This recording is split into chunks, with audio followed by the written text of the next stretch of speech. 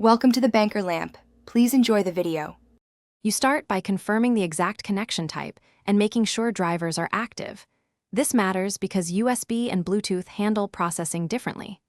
Once done, open Sound Settings and select your headphones as the default device so audio routes correctly. Next, adjust the sample rate to 44, 1 or 48 kHz, and choose 16-bit or 24-bit depending on file quality. This balances clarity and CPU load and prevents hiss or stuttering right away. Now you update drivers or reinstall the audio driver package.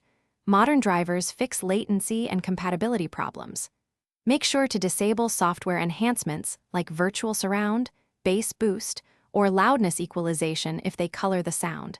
These often introduce distortion. Then open the equalizer and make small adjustments, cutting harsh mids or boosting low end by 3 to 6 decibels to taste, because targeted EQ fixes timbre and intelligibility without pumping up volume or causing clipping. Finally, you verify results by playing different tracks and switching between apps to ensure consistent improvement across sources. This tells you whether the issue was system-wide or app-specific. Make sure no app is set to exclusive mode and that per app volumes are balanced, because those settings override global tweaks. If things still sound wrong, restart the audio device or run the built-in troubleshooter. This often clears driver locks or configuration conflicts and usually resolves lingering problems. Thanks for watching. If this was helpful, leave a like and consider subscribing. See you next time.